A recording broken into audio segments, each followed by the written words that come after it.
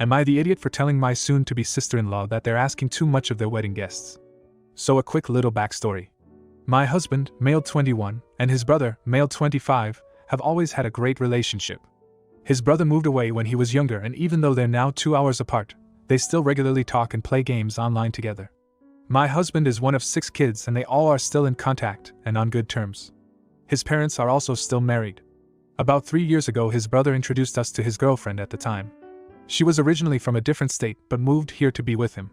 Everything was fine until about a year into knowing her, when she started getting snotty and entitled. For one thing, she refused to work and expected him to support her and her mother, whom she had brought with her when moving here. She began going through people's things, making snide comments, and she even told me that I was privileged and said she would use our daughter's name for her daughter, while I was in labor. She also wore sweatpants to our wedding and fell asleep at the reception. For their wedding, we were told we need to purchase medieval costumes, drive the 2 hours to their town, bring food for the reception, play outside games. And just recently she added that we would need to take pictures on our phones for them since they can't afford a photographer.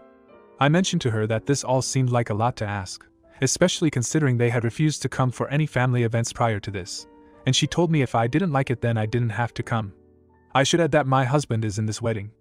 She stopped responding to me after I said their attitude was hurtful and started telling my mother-in-law that I was hurting her, again, and making up stories about us kicking them out of our house. This has begun to affect my husband's relationship with his brother now, and I feel bad, but at the same time, all of my in-laws are happy I said something to her and appalled at how snotty she and my brother-in-law have been lately. Am I the idiot for saying something? Edit. I feel like I should add that my current sister-in-law, female 15, has a birthday the day before their wedding. She specifically asked for it not to be on her birthday weekend before they had a date picked because she wanted all the family here for her birthday. Now they are saying we need to come up there the day before, on her birthday, to help prepare their food even though they know it's her birthday. Now for a few comments before the update. Comment 1. Not the idiot. Here's what you do. If you're petty like me, first, rent the most beautiful, elaborate, cream-colored medieval dress so that you look better than her by far. If you don't have a costume rental place, learn to sew today and make it real grand. Next, make 1 dozen deviled eggs. Nothing more. Last, hire 2 minions who will follow you around, carrying your very long dress train, and have them respond to everything you say with, "Yes, my queen." Then take pictures of her face and inbox me BC I need a follow-up. Asterisk edited for my piss-poor autocorrect errors. Comment 2. Not the idiot. You can't pick your in-laws. Your future sister-in-law is an unpleasant person who wants a medieval potluck wedding with cornhole and croquet. Find a cheap cape online, make some potato salad and make the best of it. It's one day, it's not worth causing a rift between your husband and his brother. Now for the update. The wedding was today. We arrived at the ceremony about 15 minutes before it was supposed to start, as we had been told there was no rehearsal and to just be there when the other guests would get there. We arrived and my husband was greeted by his brother with, "Where have you been? We've been going over everything and you weren't here." Again, we had been told there was no rehearsal, but apparently his brother had decided the night before that they would be going over everything an hour before the ceremony, and we were not informed. Anyway, my husband goes back to be with the wedding party and we sit down. They did end up getting a photographer, but she was very pushy and kept snapping in people's faces to get their attention. The ceremony was fine. Typical wedding ceremony, aside from the Renaissance outfits. But then we went to the reception. The reception was outdoors in a barn. It had been raining all day, so there were a lot of bugs. When we got there, no decorations had been set out and there was only 1 table for people to eat at. This was a group of 40 to 45. 2 hours after we got there, they started bringing the food in. Apparently they had assigned one of the bride's older relatives to make all the food, and somewhere along the hustling and bustling of making food for all those people, the poor man had a heart attack. He was rushed to the hospital, and he is okay, but they had absolutely no backup plan. They ended up cooking all the food themselves when they got to the reception. They cut the cake without announcing it, so the photographer had to hastily run over there to get pictures, and after the cake cutting, the bride's entire family disappeared and we did not see them for the remainder of the time we were there. Her mother did come into the barn every half an hour or so to smoke a cigarette, but that was it. There was no dancing, no bouquet toss, because they carried lanterns instead, and the guests that were left kind of just stood around. Needless to say, it was chaos at its finest. Thank you to everyone who commented on the original post. I'm sure we will have many similar family gatherings in the future. Edit. So it turns out the man who had the heart attack is the boyfriend of the bride's mother, and he faked the entire thing. Apparently he's known for that. And the mother of the bride lied about taking him to the hospital so he wouldn't have to make the food. Edit. As if it wasn't bad enough, We found out that the mother of the bride didn't take any pictures at the wedding, at all. And she just waited until brother-in-law's parents put their pictures on Facebook so she could post them as her own. She also blew up at brother-in-law at the reception because no one was talking to her even though she kept leaving to go smoke in her cabin. They're a very odd family. Comment 1. What an insane and horrible event. Poor planning, poor execution, and just awful people. I am so sorry for your family to be stuck with her as an in-law. Comment 2. Not the idiot. You will have years of pleasure talking to your friends about the absurdity of the event and others. Hopefully, the brothers will grow closer together over time. He will need your husband's support. Now, for the next story. Am I the idiot for leaving my friend at a party because she insulted me? Last weekend me, male 21, and my best woman friend, female 21, Tina, went to a party. Me and Tina have been friends since our freshman year, and we've become best friends. At the party, Tina got pretty hammered, not completely trashed, but she was pretty drunk. We were sitting down talking to a couple of our mutual friends, and somehow we got onto the topic of dating. One of our friends asks us why me and Tina never got together since we're such good friends. Without missing a beat, Tina says, and I quote, "Ugh. Gross, God freaking no." That took me and everyone a little by surprise.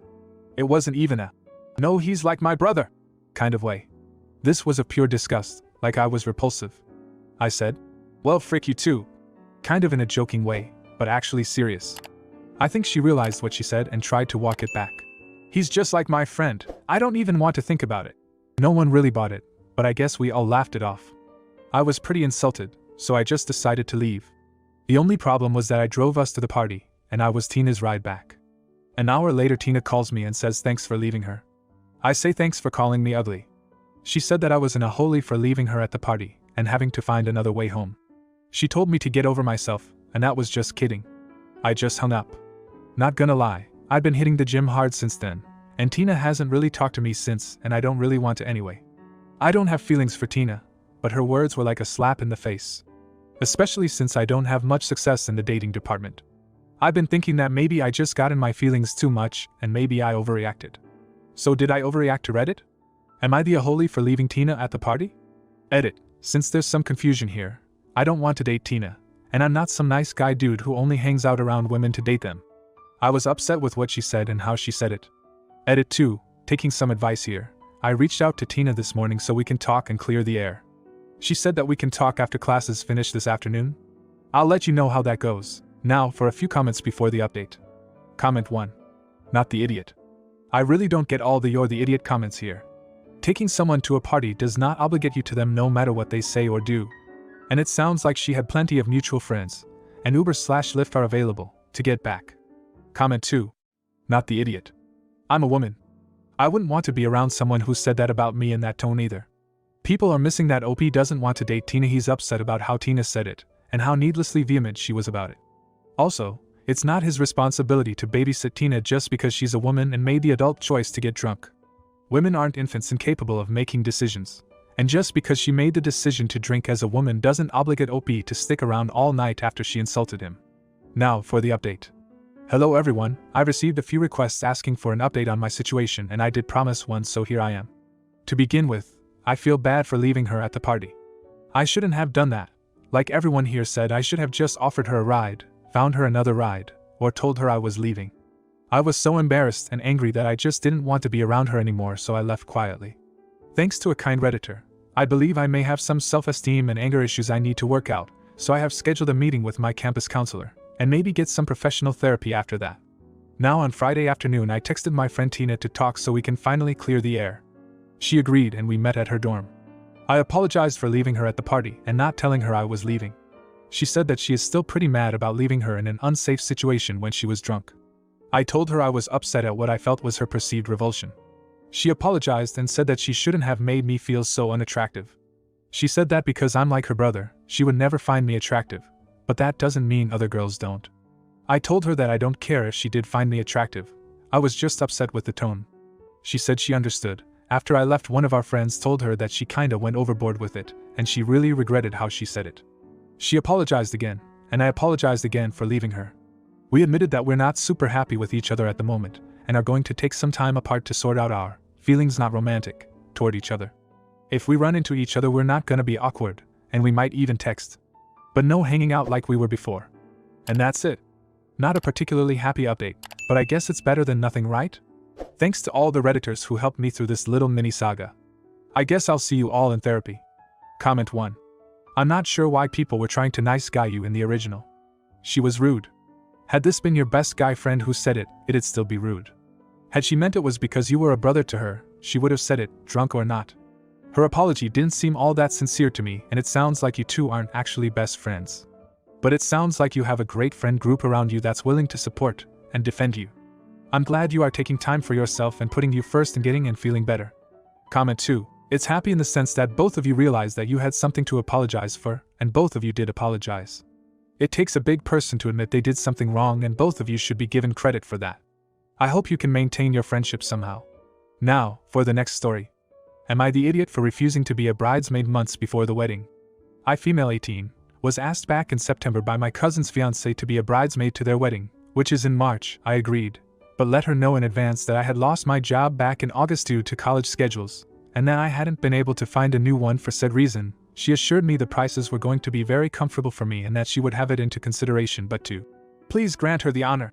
She also showed me the infinity dresses she wanted from Amazon. $35. I agreed, but then last week she came up with a group chat where she stated the prices, which are these: bridesmaids cost, infinity dress, $100 pink Vans, $80 bachelorette Airbnb, $100 makeup, $130 hair, $60 matching jewelry, $30. Apparently she found the same dresses at a local boutique, at a slightly higher price. When I asked about the prices, she told me to just ask someone to lend me the money. We have until Tuesday, January 10th to pay, and that it wasn't a big deal. I honestly don't have the money or anyone whatsoever to lend me that amount, so I just told her I couldn't afford it. I know it's a little late to find another bridesmaid, but I just can't risk spending money on a wedding that isn't mine, especially when I have rent and other bills to pay. I also think I've been uninvited, so am I the idiot? Now for a few comments before the update. Not the idiot. It is a despicable idea to want anyone to go into debt just to look pretty in wedding pictures. As for being uninvited, well, count yourself lucky. You then don't have to spend money on a gift either. This person is clearly not a friend. Comment 2. Not the idiot, she's being ridiculous. She had the nerve to ask you to go into debt to be her bridesmaid? After being told clearly that you were on a budget. Hell no. Absolutely not. Don't feel even a little bit guilty about telling Bridezilla this isn't going to work. Now for the update. Thank you for all the comments and POVs in the last post. I want to clarify that although the bride and I are not family, I've always been closer with her than with my cousin. I wanted to give an update on how everything turned out since we had, until today, to pay the $500. Yesterday she sent a message to the wedding group chat saying that she would be changing bridesmaid and calling off the bachelorette party since only 1 out of 16 people assisting the bachelorette party, and 1 out of 4 bridesmaids had paid. 2, and myself bailed for the pricing. She asked me again, saying that the dresses were actually $35, but she was running out of funds for the bachelorette and decided that was the best way to pay for it. The plans changed. We paid $35 personally to the seller, and accessories are optional and our choice. I advised her to give out refunds to the people who paid because it isn't right to use other people's money like that. And she did. At this point I am only going as a bridesmaid for support, and even though I hate to say it, I felt bad that she ended up by herself. So I agreed. Her guests are starting to cancel, since she also tried to charge them in advance for food and drinks. I'm currently trying to help her do things right and accept that she needs to accommodate according to her budget. And yes, we're on good terms, I think, trying to be good friends. Again, thank you all. Comment 1. Wait, she tried to charge guests? To attend her wedding? Then the original poster responded with, she asked them to pay for the plate. It was like $15 per plate, I think. Comment 2. She really doesn't deserve your help on this. She tried to manipulate and lie flat out to get her wedding paid for. By not only her bridal party but guests as well. If having a wedding is this much of a struggle where you need to lie, it's not okay. She should have cancelled the wedding when she realized it was more than she could afford.